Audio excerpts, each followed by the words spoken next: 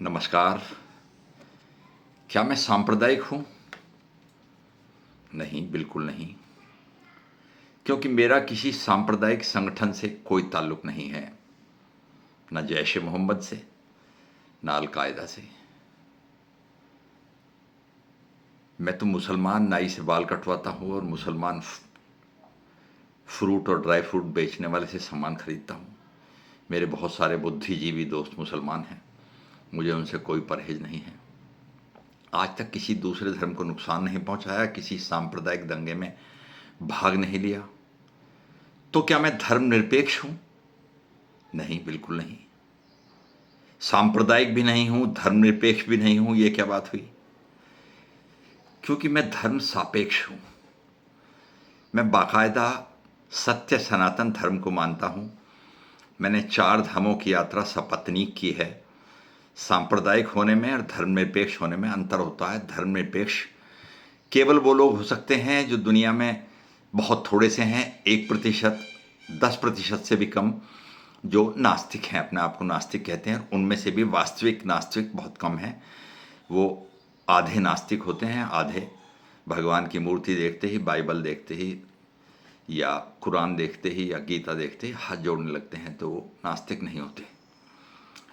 तो अब ये सवाल पैदा होता है कि वे सांप्रदायिक नहीं हूँ और मैं धर्म सापेक्ष हूँ, तो मैं तो मुसलमानों के खिलाफ कई बार लिखता रहता हूँ। मेरे दोस्त कहते हैं आप तो लिखते रहते हो, तो क्यों लिखते रहते हो?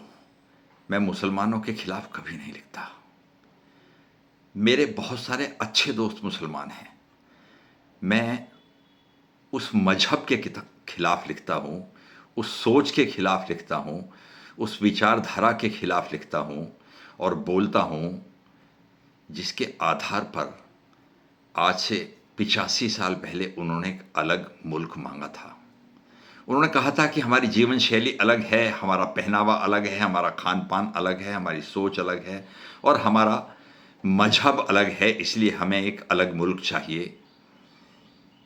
4 करोड़ लोगों ने एक अलग मुल्क की मांग की थी, मगर गए सिर्फ 72 लाख, यानी 15-18% के आसपास, और शेष भारत में ही रह गए गजवाए हिंद करने के लिए, एक और पाकिस्तान बनाने के लिए और यहाँ के निवासियों के साथ उपद्रव, दुराव और भेदभाव करने के लिए। मेरी नफरत उस सोच से है, उस विचार से है, उस मजहबी सोच से है जिसके आधार पर आप जिस देश की मिट्टी में पलते हैं, बड़े होते हैं, आपकी पीढ़ियां उस देश की मिट्टी में पली हैं, बड़ी हैं, उसके बाद भी आप उस देश का मुफ्त अनाज लेते हैं, मुफ्त मकान की सुविधा लेते हैं, मुफ्त चिकित्सा की सुविधाएं लेते हैं, मुफ्त गैस के कनेक्शन लेते हैं। उसके उपरांत भी उस देश की प्राकृतिक आपदा में कभी आपने फूटी कौड़ी की कोई सहायता नहीं की। किंतु ईरान के लिए आपकी महिलाएं अपने गहने तक बेचकर करोड़ों रुपए ईरान को भेज देती हैं। ईरान उड़ीसा में भुखमरी आती है या झारखंड में बाढ़ आती है या बिहार डूब जाता है तो आपके हृदय में संवेदना जागृत नहीं होती, किंतु आपके हृदय की संवेदनाएं ईरान के मुसलमान के लिए और लेबनान के मुसलमान के लिए और इजिप्ट के मुसलमान के लिए और दूसरे देशों के मुसलमान के लिए और कभी कभी पाकिस्तान के मुसलमान के लिए होती हैं। इस विचार से मुझे नफरत है। जिस देश में आप रहते हैं उस देश के राष्ट्रगान से नफरत करते हैं, संस्कृति और इतिहास से आपको नफरत है। अगर पाकिस्तान, टर्की व गाजा से प्रेम है, जिस देश में रहते हैं उसके रस्मों रिवाज, पहनावा, भाषा मानने की बजाय उस देश के राष्ट्रीय ध्वज और राष्ट्रगान से प्रेम करने की बजाय आपके ऊपर उस देश की बच्चियों से बलात्कार करने के आरोप हैं। इंग्लैंड का एक सांसद बाकायदा पार्लियामेंट में इसके आंकड़े प्रस्तुत कर चुका है कि पिछले दिनों बलात्कार के आरोप में पकड़े गए 20 लोगों में से 19 पाकिस्तान के मुसलमान हैं, अकेले पाकिस्तान के निवासी हैं। जो देश आपको शरण दे रहा है, जो देश आपको रोटी और रोजगार दे रहा है, उस देश की बच्चियों के साथ, उस देश की संस्कृति के साथ, उस देश के पहनावे के साथ, खान पान के साथ, साफ सफाई के साथ, कानून के साथ, संविधान के साथ आप मजाक कर रहे हैं, उसका विरोध कर रहे हैं। मेरी चिंता उस माइथोलॉजी के प्रति है और समाज के समर्थन से आप दूसरे धर्म की लड़कियों को पटाकर उनके साथ शादी करके या शादी का झांसा देकर लव जिहाद के द्वारा उनका धर्म परिवर्तन करने का काम करते हैं। और आपके सेलिब्रिटीज हिंदू लड़कियों से शादी करके तैमूर औरंगजेब पैदा करते हैं, राम और लक्ष्मण पैदा नहीं करते। हिंदू लड़कियों से शादी करते हैं और खुद को दिखाते हैं कि हम तो सेक्युलर हैं और पैदा करते हैं तैमूर और औरंगजेब। मेरी चिंता जहां बहुसंख्यक हो जाते हैं, जहां कश्मीर की तरह आपकी संख्या दूसरे धर्म के लोगों से अलग हो जाती है, अधिक हो जाती है, वहां उन्हें आप मार मार कर भगाना शुरू कर देते हैं, जैसे कश्मीर में, जैसे पाकिस्तान में, जैसे बांग्लादेश में। उससे मेरी चिंता है। इससे मेरी चिंता नहीं है कि आप कौन सी किताब को पढ़ते हैं, कौन सी माइथोलॉजी को मानते हैं।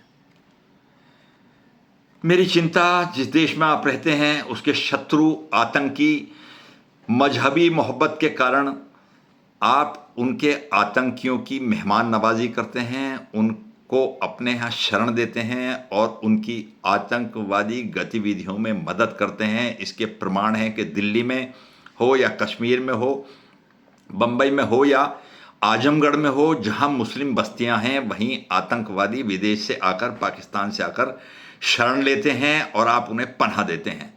अपनी देश की सोचने की बजाय आप मजहब के आधार पर उन आतंकवादियों का समर्थन करते हैं। अब आप धीरे धीरे समझ रहे होंगे कि मैं उस सोच के खिलाफ क्यों लिखता हूं। जिस देश में आप रहते हैं उसकी संस्कृति के विरुद्ध, उसकी धार्मिक शाकाहारी भावनाओं के विरुद्ध, सड़कों पर बकरा काटने की, खून बहाने की, जिस सोसाइटी में आप रहते हैं उसमें बकरा बांधने की आप जिद करते हैं, इस बात को भूल करके वहाँ के लोगों की भावनाओं का क्या होगा, हमें उनकी देश की भावनाओं का सम्मान करना चाहिए। क्या ये भी एक गंभीर विषय नहीं है? आपको अपनी धार्मिक परंपराएं निभानी है और ऐसी परंपरा निभानी है जिनसे लोगों को नफरत है। सामान्य तौर पर आप अच्छे कपड़े पहनते हैं, नमाज अदा करते हैं, उससे तो किसी को कोई एतराज़ नहीं है। या आप कई त्योहारों पर आतिशबाजी भी छोड़ते हैं या उत्सव मनाते हैं, अच्छे भोजन करते हैं। सामान्य जो ईद, मीठी ईद पर आप अच्छे खाने खाते हैं, लोगों को इनवाइट करते हैं, उससे किसी को कोई एतराज़ नहीं है। आप रोज़े में लोगों को अपने यहाँ बुलाकर रोज़ा अफ्तार करते हैं, उससे तो किसी को कोई एतराज़ नहीं है। मगर आप उनके बस्तियों में, उनकी सड़कों पर खून बहाएंगे जो उन्हें पसंद नहीं है, मगर आपकी जिद है कि आप तो करेंगे ऐसा। और वो भयानक दृश्य मुझे सोने नहीं देते मेरे दोस्तों, मेरे मुस्लिम दोस्तों। जब टेलीविज़न पर मजहबी नारा अल्लाह अकबर लगाते हुए कोई आदमी एक विदेशी को जमीन पर बिठाकर धीरे धीरे उसका गला काट देता है, वो दृश्य मुझे सोने नहीं देते। जब अमेरिका के टावर के 3000 लोग, निर्दोष लोग जिंदा जलकर मर जाते हैं, जब लंदन की ट्रेन में विस्फोट किया जाता है, जब भारत में बंबई में अकेले एक ही दिन में 12 जगह विस्फोट होते हैं, और काम पर जा रहे हिंदू, मुसलमान, सिख, ईसाई, जिनका कुछ लेना देना नहीं, जिन्होंने कभी सांप्रदायिक दंगे नहीं किए, जिनकी कभी सांप्रदायिक सोच नहीं है, उनको आप जलाकर मार देते हैं, विस्फोट में मार देते हैं। जर्मनी में, फ्रांस में, अमेरिका में, लंदन की ट्रेनों में। कहां आपका मजहबी आतंक नहीं है? जरा बताइए, कहां आपका मजहबी आतंक नहीं है? और जब धर्म के आधार पर वहाबी लड़कियों को, यजीदी लड़कियों को बलात्कार करने के बाद जंजीरों से बांधकर आप बाजार में भेड़ बकरियों की तरह बेचते हैं। और मेरी शिकायत उन बुद्धिजीवियों से, अपने मित्रों से, विचारकों से, दार्शनिकों से, शिक्षाविदों से, वैज्ञानिकों से, साहित्यकारों से भी है कि आप तो सोच से आगे निकल गए हैं ना, तो फिर आप उन लोगों को समझाने का प्रयास क्यों नहीं करते कि दुनिया 1400 साल से बहुत आगे निकल गई है, सब कुछ परिवर्तनीय है, सब कुछ बदल जाता है। आप भी तो रेगिस्तान के, तपते रेगिस्तान के उन तंबुओं में अब नहीं रहते हैं ना, एयर कंडीशन में रहते हैं, हवाई जहाज़ों में यात्रा करते हैं, तो उस 1400 साल पुरानी मजहबी सोच को बदलने का प्रयास क्यों नहीं करते? उसके आधुनिकीकरण का प्रयास क्यों नहीं करते? उसको मानवीय बनाने का प्रयास क्यों नहीं करते? उसका दृष्टिकोण ऐसा रखने का प्रयास क्यों नहीं करते कि आप भी जिएं और औरों को भी जीने दें? ऐसा प्रयास क्यों नहीं करते? क्यों नहीं हम आगे बढ़कर अपने पूरे धर्म को इसके लिए प्रेरित करते हैं कि आओ मिलकर सारे समाज में एक सौहार्द पैदा करें, एक दोस्ती पैदा करें, और उस किताब में से उस लाइन को हटा दें, मिटा दें कि जो इस्लाम में ईमान नहीं लाता उसे मार दो, उसकी हत्या कर दो। उस लाइन को हटाया क्यों नहीं जा सकता? आखिर हमने भी तो बहुत सारी लाइनों को हटा दिया है। आपको किसी हिंदू के घर में मनु स्मृति नहीं मिलेगी।